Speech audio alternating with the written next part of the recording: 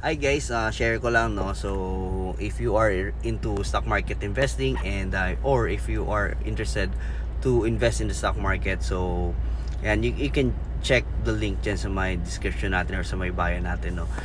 If you want to join or if you want to start investing in the stock market. So again, this is not a recommendation, this is just my personal opinion. And Ayala Land, ALI, no, this is the stock code ALI. It's buying back their share. They're buying back their shares, and this is not the first time. They've been doing this for a couple of times na, and this is a pandemic level scenario now, that it came down from 50 something down to 20 something, and now it's like it came from 36 down to 22, no. So what's the reason? So for me, with the political tension happening around, and also with the oversupply ng mga condos, and with the issue with the real estate, no. So that's the reason why it went down.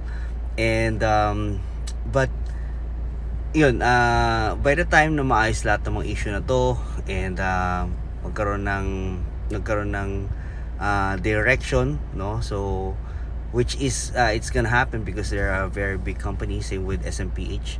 So this is the first to go up, no. ALI and SMPH, they're the very first one to go up. So subukan na yan. I've been trading this for a decade now, more than a decade na even.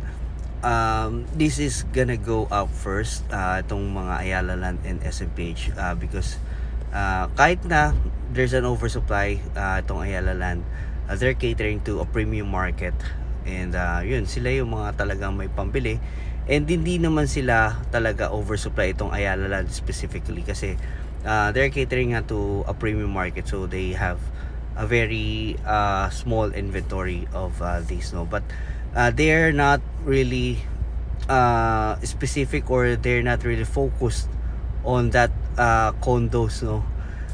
They have other businesses sa real estate nila, so they can navigate this crisis, no. So di naman talaga problema yung company, no. Walang problema yung company, but what's happening around them, no. So they can navigate the crisis, and also kapag naayos na yung mga nangyayari sa bansa natin, no. So kasi medyo magulo, no.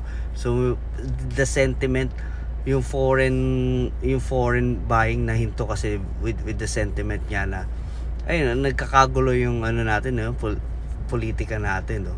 So it's connected, no, somehow connected yun.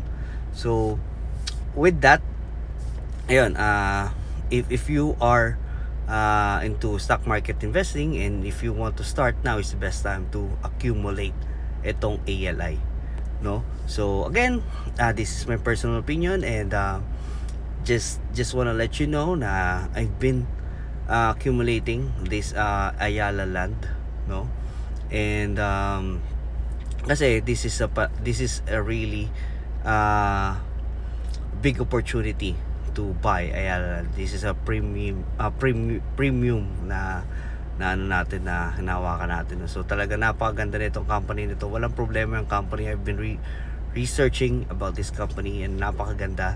So I would say na walang problema yung company, but just there's something na nangyayari sa bansa natin, and also with the current scenarios, no? So that's it, guys. I just want to share about Ayala Land and stock market investing. So if you're interested, again, you can check yung link natin dyan sa my description.